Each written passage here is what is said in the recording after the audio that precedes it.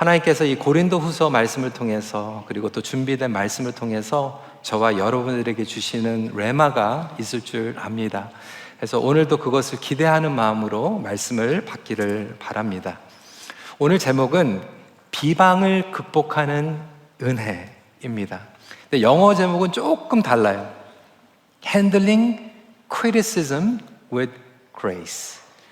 이 고린도 후서의 Overflowing Grace 가운데에서 매 챕터마다 이 주제들이 있는데 그것에 담겨져 있는 하나님의 은혜가 있죠. 오늘은 이 비방, criticism에 대한 내용입니다. 예수님과 동행할 때 비방이 따라올 때가 있습니다. 여러분 참 이상하죠? 그러니까 악한 일, 욕먹을 행동을 하고 비방을 받는 것은 매우 당연시 여길 수 있습니다. 근데 반면에 우리가 선한 일을 하면서도 여러분 혹시 비방을 받은 경험이 있으십니까? 누구나 다 있을 거예요. 저도 있습니다. 특별히 그 섬김을 받는 대상이 나를 비방하면 정말 마음이 무너집니다.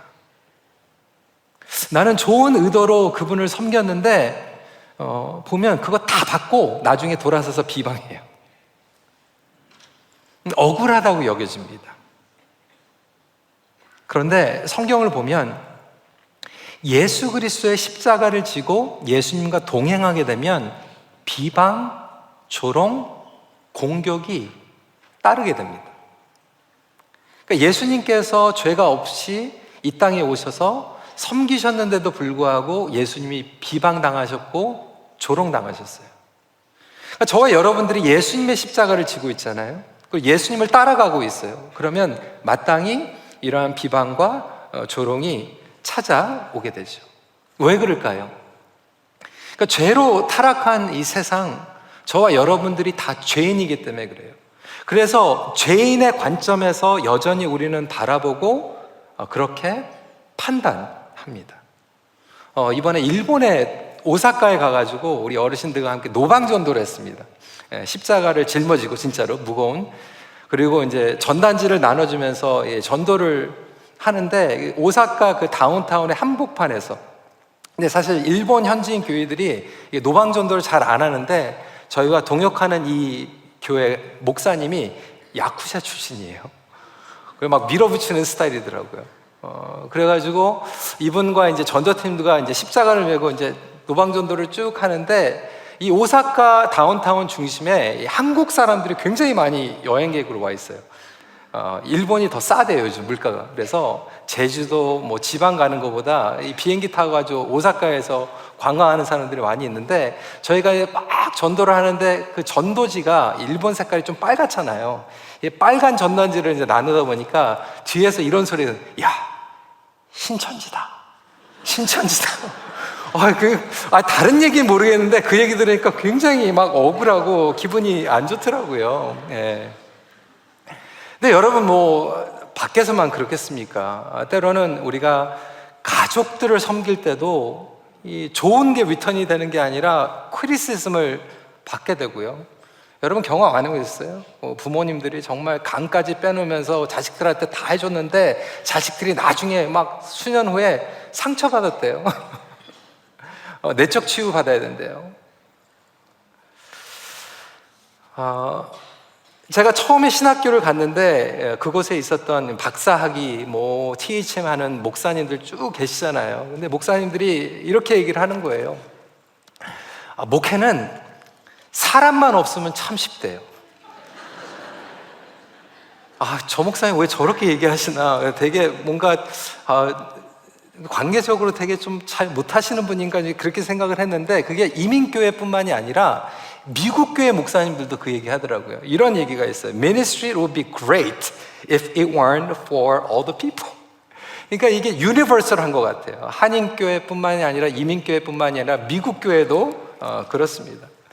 왜냐하면 우리는 정말로 좋은 의도로 사랑하는 마음으로 섬기는데 사람들은 그것을 가지고 속도 모르고 그냥 오해합니다. 비방해요. 심지어는 가족들에게도 그런 얘기를 듣죠. 교회 와가지고 기도했는데 그냥 집에 가면서 아내가 그것도 기도라고 했냐, 뭐 목장에서 나는 그래도 정말 최선을 다해서 하는데 그렇게 목장 인도해가지고 뭐 제대로 하겠냐. 와이프가 비방을 하고 남편이 비방을 합니다. 교회에서 성도들이 비방해요. 사도 바울이 정말로 하나님을 섬기고 복음을 전하기 위해서 섬겼는데 안 믿는 사람들이 비방한 게 아니라 믿는 사람들이 그 교회 안에서 비방을 하는 거예요. 잘못됐다, 잘못하고 있는 거다. 여러분, 우리가 그러한 이야기를 듣게 되면 낙심이 찾아오게 됩니다. 그리고 수많은 분들이 그것 때문에 중도에 하차하는 분들이 많아요. 실망하고요, 허망하고요, 때로는 막 분노가 나오고요. 우리는 도와주려고 했는데 상대방은 그 10개를 다 도움을 받았는데 그 10개는 기억도 하나도 안 하고 이 한 가지 때문에 그것만 기억해요. 그리고 자기의 마음대로 그걸 다 해석해버려요.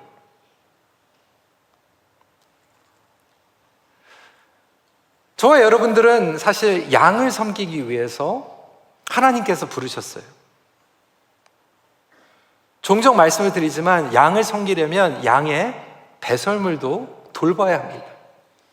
그 배설물 가운데서는 그러한 비방과 조롱이 패키지예요. 그런데 그것 때문에 우리가 낙심을 하거나 마음을 닫아버리면, 중도에 하차해버리면 사탄이 승리하는 거예요.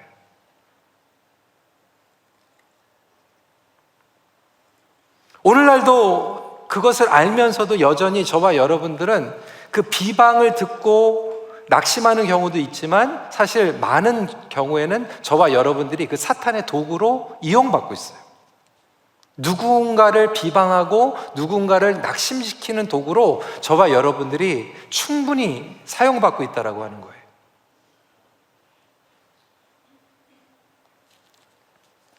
고린도 교회에서도 여전히 사도 바울을 공격하고 비방하는 세력들이 있었어요. 그런데 문제는 뭐냐면 성도들은 쉽게 동요돼요. 사도 바울을 분명히 알고 사도 바울이 그들을 위해서 헌신하고 봉사한 것을 알면서도 누가 한마디만 하면 확 귀가 그쪽으로 쏠려버려요. 아무개가 그러는데 그렇다더라. 그러면 다 그렇게 해석을 해버려요. 물론 사람마다 연약함이 왜 없습니까? 사도 바울도 연약함이 있어요. 부족한 부분이 있어요. 그러다 보니까 의문점이 생기죠. 때로는 우리가 사람이기 때문에 위선적인 부분들이 보일 수 있어요. 저 사람 왜 저렇게 원칙을 깨트려? 저 사람 왜 약속을 깨트리지? 그런 부족한 부분들이 보일 때 우리는 쉽게 판단하기가, 그런 유혹에 걸리기가 너무나도 쉽지요. 그런데 사도 바울은 이렇게 얘기하고 있습니다. 우리가 그러한 비방을 계속할 때 1절에 보면 하나님의 은혜를 헛되이 받고 있는 거다. 무슨 얘기입니까? 저와 여러분들이 연약함과 부족한 가운데서도 예수 그리스도께서 보혈을 흘리셨어요. 저와 여러분들이 완벽하기 때문에 구원받은 게 아니라 연약함에도 불구하고 예수 그리스도의 공로로 구원받은 줄 믿으시기 바랍니다. 그런 저와 여러분들이 모여 있는데 그걸 가지고 완벽하지 못하다고, 잘못됐다고 계속해서 비방하다 보면 하나님의 은혜를 헛되이 만든다는 거예요. 하나님의 은혜의 공동체를 헛되이 만드는 그러한 유혹에 빠지기 쉽다라고 하는 것이죠. 그렇다면 어떻게 하면 저와 여러분들이 피할 수 없는 이 비방 가운데 마음을 잃지 않고 영적으로 승리할 수 있을까에 대한 내용을 오늘 말씀을 통해서 나누고자 합니다. 첫 번째로, 거리낌이 있는지 돌아보는 기회로 삼아야 합니다. 사도 바울은 이렇게 얘기하고 있어요. 3절에 우리가 이 직분이 비방을 받지 않게 하려고 무엇에든지 아무에게도 거리끼지 않게 하고. 사도 바울이 얘기하는 것은 눈치 보라는 얘기가 아니에요. 그러니까 거리낌이 있으면 안 되니까 사람들 눈치 보면서 막 조심하고 자기 방어하고 이런 얘기하는 게 아니에요. 우리가 하나님을 섬긴다고 하지만 별의별 사람들이 다 있잖아요. 그렇죠? 다른 견해를 가지고 있는 사람들이 있고, 다른 입장을 가지고 있고, 자기의 고집을 가지고 있는 분들, 편견을 굽히지 않은 분들이 많이 있어요. 그리고 솔직히 이야기하면 비방에 능한 분들이 계세요. 비방의 은사를 가지고 계신 분들이 있어요. 습관적으로 비방합니다. 저 오늘 또 이 얘기하면 나를 노리고 얘기하는 거지. 그러니까 조심해야 돼요. 그러니까 비방을 쉽게 하는 분들에게 여러분 사실 조심해야 돼요. 빈틈을 주거나 좀 자유롭게 편하게 대하면 안 돼요. 왜? 그걸 비방거리를 또 삼아요. 그러니까 저와 여러분들이 조심해야 되는 것들이 사실이죠. 왜냐하면 그분들은 낙심시키고 막 쓰러뜨리는 은사를 받은 것 같아요. 그럼에도 불구하고 이 비방이 주어질 때 억울하죠. 힘들죠. 그런데 사도 바울은 오히려 그것을 스스로를 돌아보고 자기의 양심과 신앙과 목적에 거리낌이 있는 것이 있는지 없는지 살펴보는 리플렉션을 하는 거예요. 성찰을 하라는 거예요. 그것을 인하여서 내가 잘못한 게 없는 것 같지만 사실 완벽한 사람은 이 세상에 없습니다. 저와 여러분들에게 연약함이 있어요. 오히려 그것을 돌아보면서 나의 성장과 성숙을 추구할 수 있다는 거예요. 그 자아 성찰을 통해서 내가 다음 단계로 갈 수 있다는 거예요. 제가 20몇 년 동안 영어 목회 설교만 하다가 이제 10년 전에 한국어 목회를 하면서 매주 한국어 설교를 하다 보니까요. 왜 안 그러겠어요. 한 분이 첫 번째 해 몇 개월 설교를 했는데 저한테 얘기를 하시는 거예요. 목사님, 제가 세보니까 목사님 이 그래머 틀리는 게 수십 개가 됩니다. 그걸 적으셨더라고요.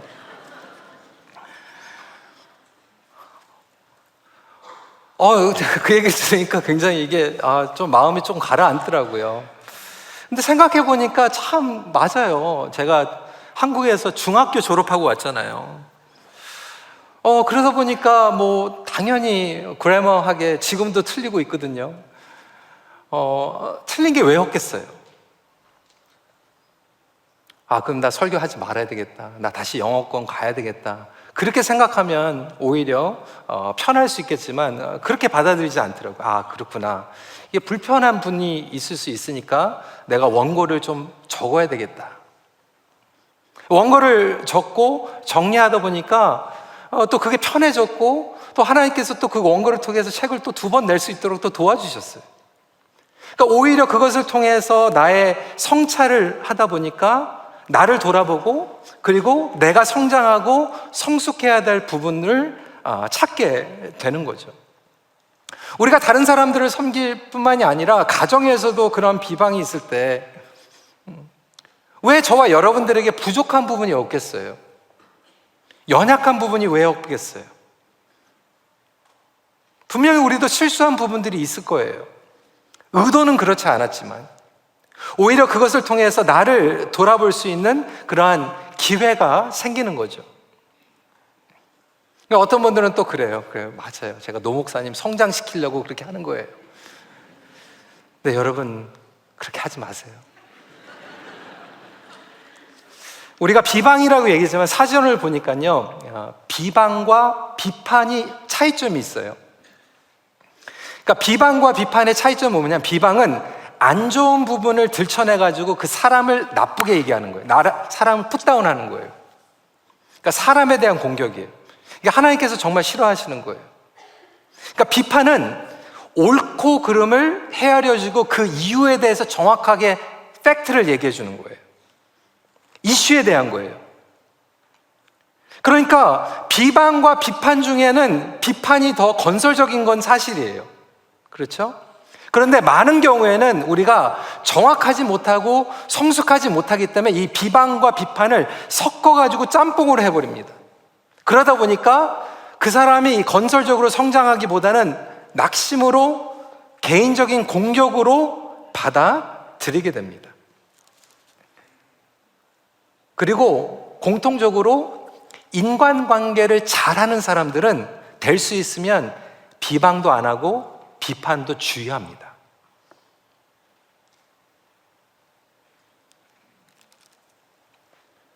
그럼에도 불구하고 비판을 당하는 것은 우리의 선택이 아니잖아요. 들리는 거잖아요.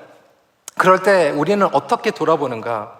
우리 강준미 목사님께서는 이렇게 책에 기록을 했어요. 비난을 극복하는 가장 좋은 방법은 비난을 스승으로 삼는 것입니다. 여러분, 될 수 있으면 격려 많이 해주세요. 제가 아까 말씀드렸지만 그 부족한 보임이 보이면 비방보다는 목사님 대단하십니다. 그런데도 이렇게 매주 하는 거 보면 참 스트레스 많이 받을 텐데 열심히 하세요. 파이팅!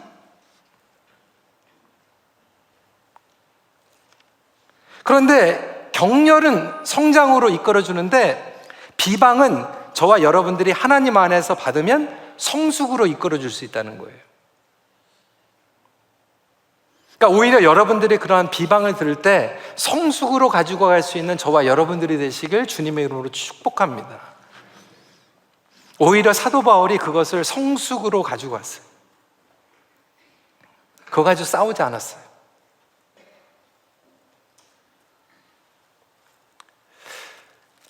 그렇게 자아 성찰로 가지고 오기 위해서는 열린 자세가 필요하죠. 끊임없이 나 자신을 돌아보는 것이 필요합니다. 예전에 제가 그런 얘기를 들었거든요. 목사님, 큰 교회 때문에 작은 교회가 힘듭니다. 그 얘기 듣는데 참 마음이 안 좋더라고요. 저희 교회는 그래도 될 수 있으면 연말 되면 작은 교회들 좀 섬기려고 저희가 이제 헌금도 이렇게 도와드리고 보조도 해드리고 이러는데 그 얘기 들으니까 막 너무 그냥 마음이 안 좋더라고요. 그런데 곰곰이 생각해 보니까 충분히 또 그 입장에서는 그럴 수 있겠더라고요. 그래서 우리가 어떻게 하면 정말 다른 교회의 블레싱이 될 수 있을까? 토론토에 있는 교회들을 어떻게 하면 더 잘 섬길 수 있을까? 더 베풀 수 있을까? 어떻게 하면 선교사님들에게 더 잘할 수 있을까? 억울한 걸로만 받아들이는 것이 아니라 오히려 그걸 통해서 우리가 업그레이드 될 수 있는 그런 기회로 삼을 수 있다는 거예요. 그렇게 하기 위해서는 두 번째로 중요한 포인트입니다. 자신을 낮추는 훈련이 필요합니다. 비방은 우리에게 두 가지 다른 반응을 만들어냅니다. 첫 번째 반응은 뭐냐면 우리를 낙심하게 만드는 거예요. 두 번째 반응은 우리를 오히려 겸손하게 만드는 것입니다. 여러분은 주로 어떤 방향으로 받아들이십니까? 낙심합니까? 겸손함으로 받아들입니까? 사도 바울은 어떻게 받아들일까요? 4절에 하나님의 일꾼으로 자천하여. 놀라운 얘기죠. 내가 하나님의 일꾼으로 자천한다는 거예요. 오히려 겸손하게 자기를 낮추고 나는 하나님의 종이다라고 이야기하고 있어요.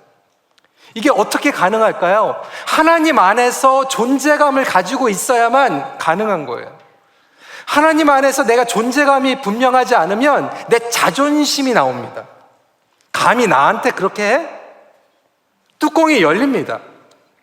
그러니까 자존감이 불안정한 건강하지 못한 사람은 절대로 자신을 낮출 수가 없어요. 망가집니다.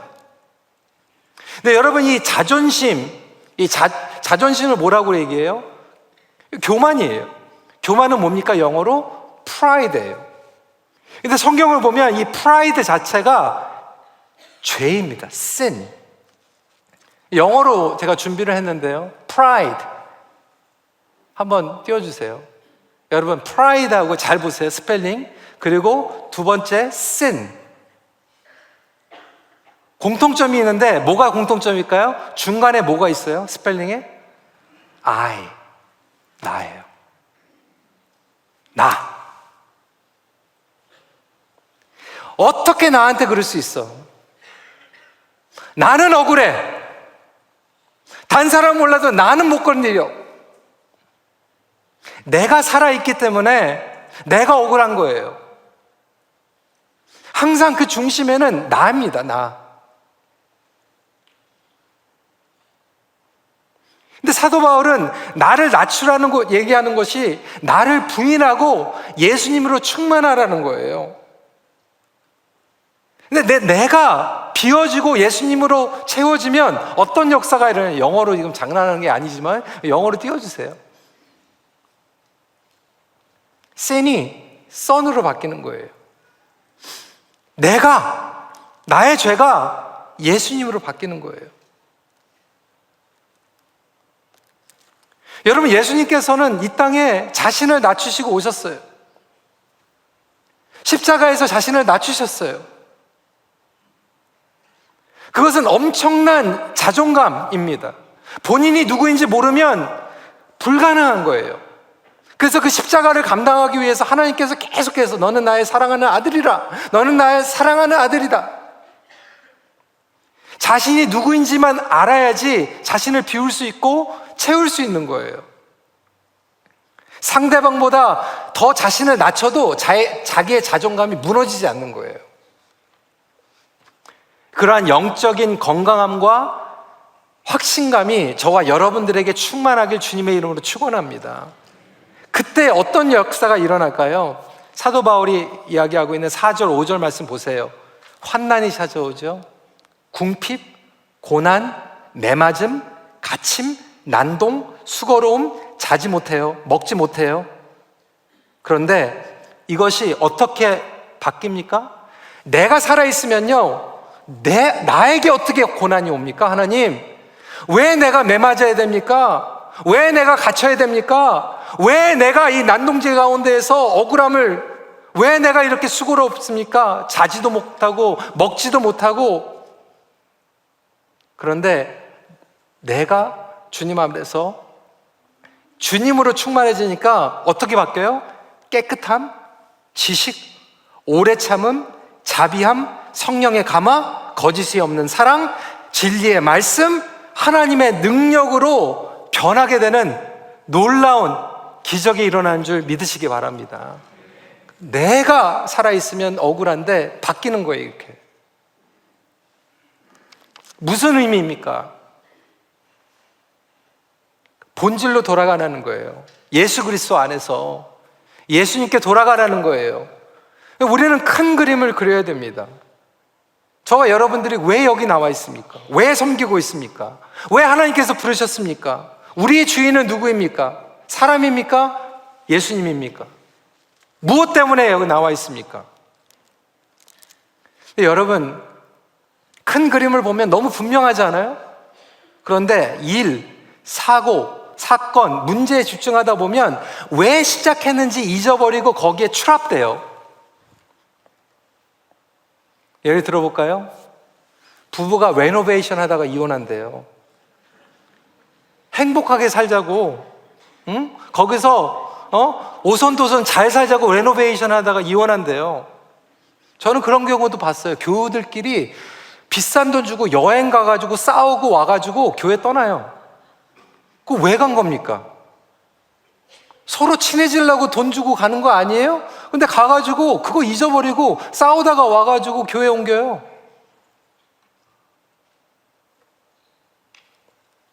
교회에서 여러분 왜 직분 받습니까? 아니, 하나님 섬기고 서로를 섬기기 위해서 사랑한다고 직분 받은 거 아니에요? 근데 직분 갖고 나서 그 다음부터 싸워요. 그 조그만 일에 자기 사역 때문에 추락되는 거예요.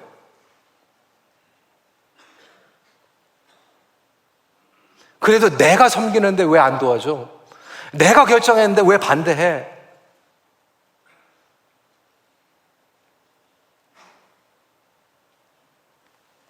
이 비방과 사람들의 시선에 너무 의식하다 보면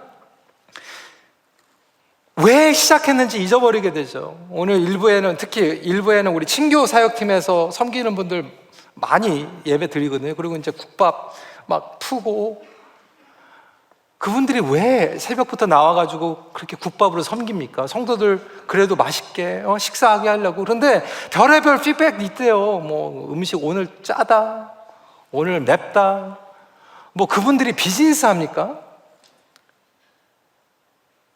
커피가 저분은 더 많이 줬는데 왜 나는 적게 주냐? 뭐 별의별 얘기 다 듣잖아요.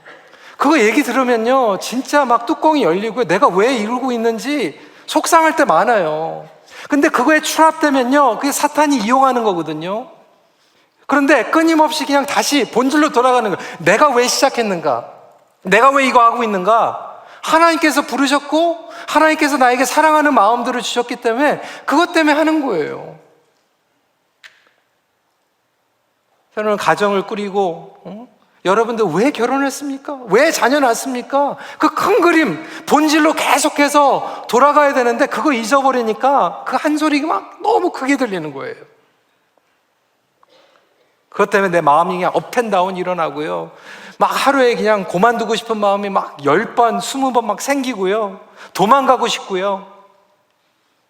그게 바로 사탄이 원하는, 사탄은 비방의 영입니다. 여러분, 그래서 제가 말씀드리는 거예요. 여러분, 그 비방하는 거 은사, 그 자랑 아니에요. 여러분, 사탄에게 이용당하고 있는 거예요.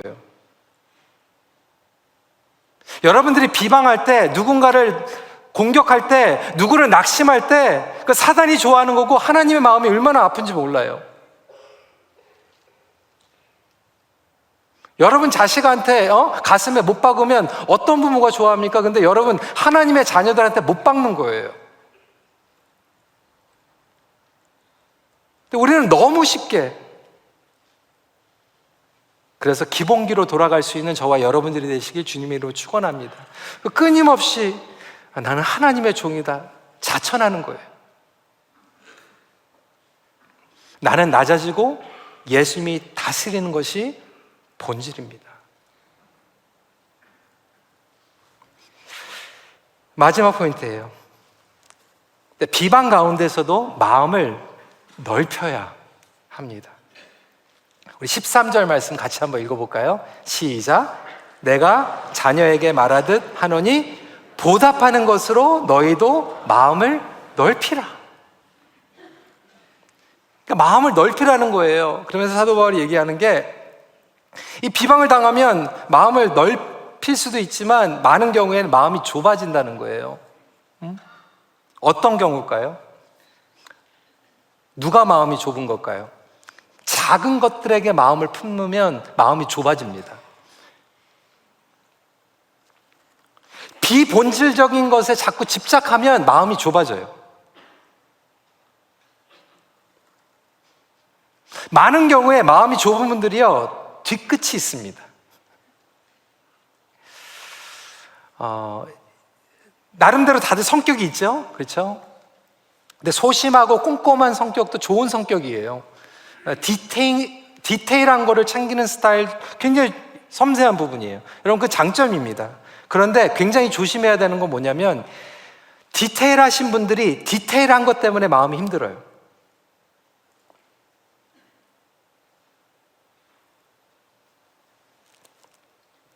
그러다 보면 그걸 가지고 은혜로 보답을 해야 되는데 내가 당했기 때문에 똑같이 해줍니다.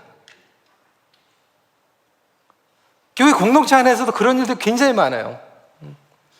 저 사람이 나 반대했으니까 나도 반대할 거야. 저 사람이 나 힘들게 했으니까 나도 똑같이 힘들어줄 거예요. 그러면 마음이 좁아지는 거예요. 근데 예수님께서는 비방과 조롱을 어떻게 리턴하셨어요? 비방과 조롱을 감당하시면서도 두 개로 반응하십니다. 용서와 침묵이에요.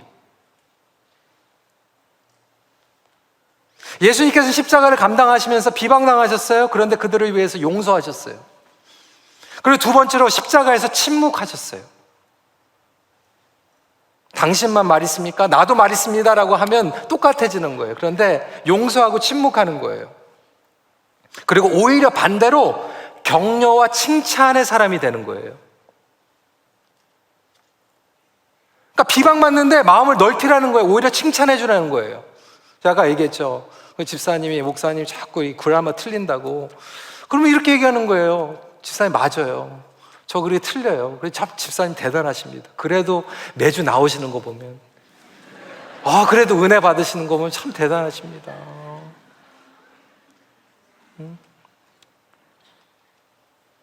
그래, 참 당신 대단해. 그러니까 나 같은 사람 데리고 사는 거 보면 참 고마워. 우리 맞아요. 우리 목자 부족한데 그래도 옆에서 도와주니까 참 집사님 대단해요. 집사님 고마워요. 비방을 비방으로 되는 게 아니라 오히려 마음을 넓히라는 거예요. 그게 예수님 닮아가는 거예요. 여러분 뭐 예수님 닮아가는 게 맨날 홀리 홀리 홀리 뭐 이런 게 아니잖아요. 예수님 마음 닮아가는 거잖아요. 맨날 교회 와가지고 예수님 닮아간다고 그러는데 막 그거 틀렸어, 저거 틀렸어. 그게 아니라 마음이 넓어지는 게 예수님 닮아가는 거잖아요. 그리고 오히려 비방을 받을 때 나도 하고 싶지만 침묵, 예수님 닮아가는 침묵. 피타고라스가 이렇게 얘기했어요. 말하려거든 침묵보다 더 가치 있는 말을 하라. 너무 멋있지 않습니까? 침묵보다 더 무게 있는 말을 해야죠. 더 가치 있는 말을 해야죠.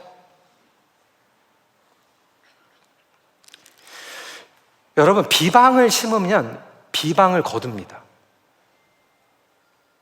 마태복음 7장 1절 2절 말씀이에요. 같이 읽어볼까요? 시작. 비판을 받지 아니하려거든 비판하지 말라. 너희가 비판하는 그 비판으로 너희가 비판을 받을 것이요 너희가 헤아리는 그 헤아림으로 너희가 헤아림을 받을 것이니라. 어떤 분은 제가 또 이렇게 하니까 목사님 틀렸어요. 나 비방 잘하는데 나 딴 사람 비방 안 해요. 에이, 뒤에서 하고 있는 거예요. 속으로 하고 있는 거예요.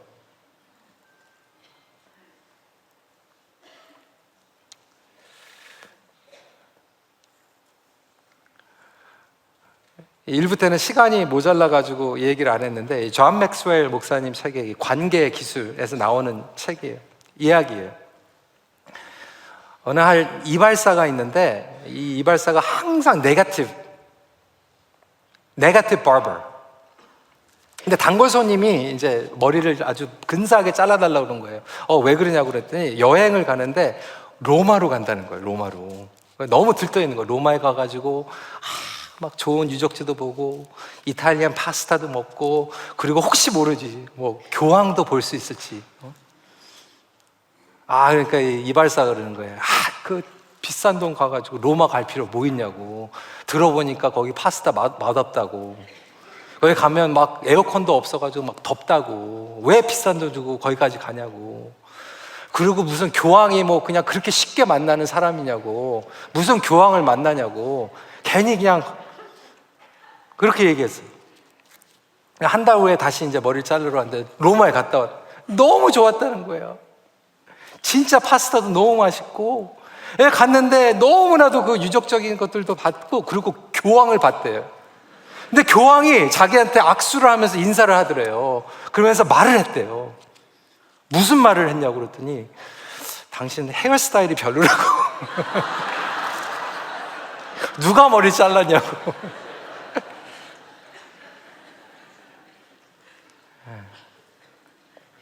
농담은 농담이지만 정말 뼈가 있는 농담이에요. 누가 머리를 잘랐는지. 여러분,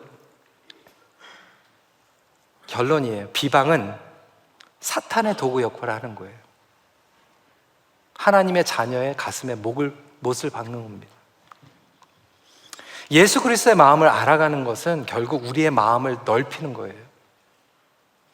사도 바울이 왜 억울하지 않았겠어요? 사순절을 지금 저희 보내고 있어요. 예수님 왜 억울하지 않습니까? 그런데 예수님을 따라가면 이 비방과 조롱이 때로는 우리가 피해갈 수 없는 패키지예요.